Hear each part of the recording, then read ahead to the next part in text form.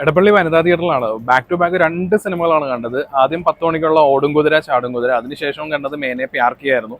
Actually ഓടുംകുതിര ചാടുംകുതിര കണ്ടതിന് ശേഷം എനിക്ക് റിവ്യൂ ഷൂട്ട് ചെയ്യാൻ വേണ്ടി പറ്റിയില്ല, കാരണം ആ പറ്റിയൊരു അവസ്ഥയിലായിരുന്നില്ല. ഞാനിതിന്റെ ഫസ്റ്റ് ഹാഫ് നല്ല രീതിയിൽ എൻജോയ് ചെയ്തതാണ്. എനിക്ക് ഈ ടൈപ്പ് ഓഫ് ഹ്യൂമർ എനിക്ക് വർക്ക് ആവാറുണ്ട്.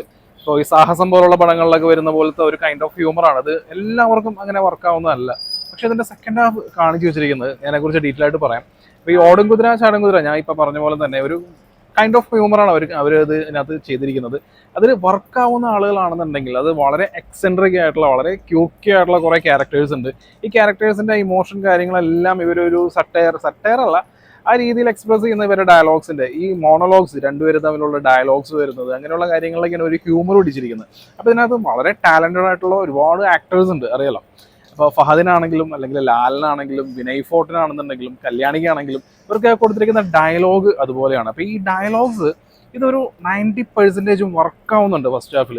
വളരെ ക്യൂക്കി ആയിട്ടുള്ള എക്സെൻട്രിക് ആയിട്ടുള്ള ക്യാരക്ടേഴ്സ് സ്ക്രീനിൽ വരുന്നു, അവരുടെ ഡയലോഗ്സിലൂടെ ചിരിപ്പിക്കുന്നു. ഈ സിറ്റുവേഷൻസ്, തുടക്കം തന്നെ ഒരു കല്യാണം, ആ കല്യാണത്തിലെ ഒരു കുതിര, ഈ സംഭവങ്ങളെല്ലാം ഇങ്ങനെ ഓരോന്നോരോന്നായിട്ട് വരുമ്പോൾ നമുക്കത് ഹിലേരിയസ് ആയിട്ടൊക്കെ തോന്നും. നമുക്ക് ചിരിക്കാൻ, അതായത് ആത്മാർത്ഥമായിട്ട് ചിരിക്കാനുള്ള വകുപ്പുണ്ട്. ഞാൻ നല്ല രീതിയിൽ എൻജോയ് ചെയ്തിട്ടുണ്ട്.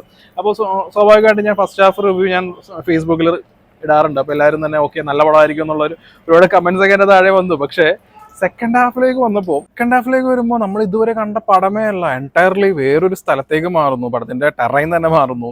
പിന്നെ ഇതിനകത്തൊരു സപ്ലോട്ട് വരുന്നു, വേറൊരു നായിക രേവതി പിള്ളൈ എന്ന് പറഞ്ഞൊരു ക്യാരക്ടർ, അവരവതരിപ്പിച്ചിരിക്കുന്ന ക്യാരക്ടർ, അതിന്റെ ഒരു പ്ലോട്ട് വരുന്നു. പിന്നീട് അങ്ങോട്ട് മൊത്തത്തിൽ ചേഞ്ച് ആണ്. അപ്പൊ അതിന്റെ ഇടയിൽ പിന്നെ ഒരു ആശ്വാസം എന്നുള്ള രീതിയിൽ, അതായത് സെക്കൻഡ് ഹാഫിൽ ഒരു ആശ്വാസം എന്നുള്ള രീതിയിൽ ലാലിന്റെ ക്യാരക്ടറാണ്. ലാലാണ് ഈ പടത്തിൽ ഏറ്റവും കൂടുതൽ സ്കോർ ചെയ്തിരിക്കുന്നത്. അതിനെക്കുറിച്ച് ഞാൻ പറയാം, ആക്ടേഴ്സിന്റെ കാര്യം പറയുമ്പോൾ. അപ്പോൾ പിന്നീട് ക്ലൈമാക്സ് നമ്മൾ എന്തെങ്കിലുമൊക്കെ ഇപ്പോൾ രേവതി പിള്ളയുടെ ക്യാരക്ടർ കാണുമ്പോൾ പുതുതായിട്ട് എന്തെങ്കിലുമൊക്കെ അവർ പറയുമെന്നൊക്കെ നമ്മൾ വിചാരിക്കും. പക്ഷേ അവിടെ ഒന്നുമില്ല. ഈ സിനിമ വളരെ ഫ്ലാറ്റ് ആയിട്ടുള്ള ഒരു ക്ലൈമാക്സിലാണ് അവസാനിക്കുന്നത്. അപ്പം അങ്ങനെ വരാൻ നേരത്ത് ഫസ്റ്റ് ഹാഫ് നല്ല രീതിയിൽ പോയി, സെക്കൻഡ് ഹാഫ് ആകുമ്പോഴേക്കും ആവശ്യമില്ലാത്ത കുറേ കാര്യങ്ങളെല്ലാം പിന്നെ പറഞ്ഞു കൊടുത്ത് തന്നെ എത്തി വളരെ ഫ്ലാറ്റ് ആയിട്ട് അവസാനിക്കുന്ന ഒരു സിനിമയായിട്ടാണ് പേഴ്സണലി എനിക്ക് ഫീൽ ചെയ്തിട്ടുള്ളത്. പിന്നെ ആക്ടേഴ്സിൻ്റെ പെർഫോമൻസ് പറയുകയാണെന്നുണ്ടെങ്കിൽ ഫഹദ് വളരെ എക്സെൻട്രിക് ആയിട്ടുള്ള ഒരുപാട് ഹ്യൂമർ കൈകാര്യം ചെയ്തിട്ടുള്ള ഒരു ക്യാരക്ടറാണ്. പുള്ളിക്ക് എന്താണെന്ന് വെച്ചിട്ടുണ്ടെങ്കിൽ ഫഹദ് നല്ലൊരു ആക്ടറാണ്, ഗംഭീരമായിട്ടുള്ള ഒരു ടാലൻ്റ് ആയിട്ടുള്ള ഒരു ആക്ടറാണ്. പക്ഷേ ഈ റോളിൽ പുള്ളി ഒരു ഓക്കെ ആ രീതിയിലൊക്കെയാണ് ഫീൽ ചെയ്യുന്നുള്ളൂ. കാരണം പുള്ളി ആ രീതിയിൽ വന്നിട്ട് നമുക്കത് വർക്കാവുന്നില്ല. ഈ ടൈപ്പ് ക്യാരക്ടർ ചെയ്യുന്ന വേറെ നടന്മാരുണ്ട്, അവരാണെന്നുണ്ടെങ്കിൽ കുറച്ചുകൂടി നന്നായേനെ. പിന്നെ കല്യാണി ഓക്കെയാണ്. കല്യാണി ഇന്നലെ വളരെ സീരിയസ് ആയിട്ടുള്ള ലോക്ക ഇങ്ങനെയുള്ള സിനിമ, ഈ സിനിമയിലാണെങ്കിലും കല്യാണി ഒരു ഇതുപോലുള്ള ക്യാരക്ടേഴ്സ് ഒക്കെ ചെയ്യാൻ അടിപൊളിയാണ്. പിന്നെ ലാൽ ഇതിന്റെ ഷോ സ്റ്റീലറാണ്. പുള്ളിയുടെ ഡയലോഗ്സ്, പുള്ളിയുടെ ക്യാരക്ടർ സെക്കൻഡ് ഹാഫിൽ കുറച്ച് ഇമോഷണൽ സൈഡിലോട്ടൊക്കെ പോകുന്നുണ്ട്. അപ്പം അങ്ങനെ വരുമ്പോൾ ആ ഇമോഷൻ കറക്റ്റായിട്ട് വർക്ക് ആവണം. ഇതിൽ നായകൻ ഫഹദിന്റെ മെയിൻ ആയിട്ടുള്ള കോൺഫ്ലിക്റ്റ് ഉണ്ടല്ലോ, അതുപോലും പ്രോപ്പറായിട്ട് വർക്ക് ആവുന്നില്ല. അത് രജിസ്റ്റർ ആവാതെ പിന്നെ ഈ സൈഡ് ആക്ടേഴ്സിന്റെ ഇമോഷൻ രജിസ്റ്റർ ആവുന്നത് എങ്ങനെയാണ്? മെയിൻ ആയിട്ടുള്ള കാര്യം പോലും ഇവർക്ക് മിസ്സായി പോയിട്ടുണ്ട്.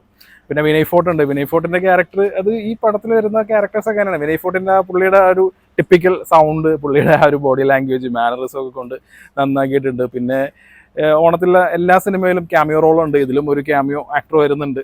ആരാണെന്ന് പറയുന്നില്ല. പടം ഇനി കാണാൻ പ്ലാൻ ചെയ്യുന്നവരുണ്ടെന്നുണ്ടെങ്കിൽ അവർക്കൊരു സർപ്രൈസ് ആയിക്കോട്ടെ. അപ്പം അങ്ങനെയുള്ളതാണ്. അപ്പോൾ അങ്ങനെ പോകുന്ന ഒരു പടം, ഞാൻ പറഞ്ഞ പോലെ തന്നെ നല്ല രീതിയിലൊക്കെ തുടങ്ങി സ്റ്റാർട്ട് ചെയ്തു. കുറേ ഹ്യൂമർ പേഴ്സണലി എനിക്ക് വർക്കായി. ഈ കൈൻഡ് ഓഫ് കോമഡി, അതായത് ഞാൻ പറഞ്ഞ പോലെ ഇപ്പോൾ ഈ ബ്രോമാൻസും ആ ടൈപ്പ് ഓഫ് കോമഡിയാണ് അവർ കൈകാര്യം ചെയ്യുന്നത്. പക്ഷേ ബ്രോമാൻസ് എനിക്ക് തീരെ വർക്കായിട്ടില്ല. പക്ഷേ സാഹസം എനിക്ക് വർക്കായി. ഈ പടത്തിലുള്ള ഫസ്റ്റ് ഹാഫും എനിക്ക് വർക്കായിട്ടുണ്ട്. പക്ഷേ സെക്കൻഡ് ഹാഫിലേക്ക് വരുമ്പോൾ അവർക്ക് എന്താണ് പറയേണ്ടതെന്നോ കാര്യങ്ങളൊന്നുമില്ല. ഇതിൽ കോൺഫ്ലിക്റ്റ്,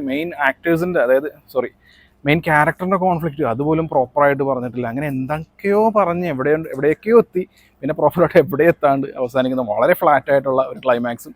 അങ്ങനെ ഒരു തീരെ വർക്കാവാത്ത ഒരു സിനിമയാണ് ഓടും കുതിര ചാടും കുതിര. എന്നെ സംബന്ധിച്ച് ഈ ഒരു കുതിര എന്ന് പറയുന്നത് വളരെ ബിലോ ആവറേജ് ആയിട്ടുള്ള ഒരു കുതിരയാണ്. പിന്നെ ഫസ്റ്റ് ഹാഫിലെ ആ ഒരു കോമഡി സീനുകൾ മാത്രമായിട്ടൊക്കെയാണെന്നുണ്ടെങ്കിൽ വീണ്ടും ഒക്കെ ജസ്റ്റ് നമ്മൾ യൂട്യൂബിൽ ക്ലിപ്സ് ഒക്കെ ആയിട്ട് വരുമ്പോൾ കണ്ടിരിക്കാമെന്നല്ലാതെ വേറെ ഒന്നും കാര്യമായിട്ട് ഓഫർ ചെയ്യുന്നില്ല.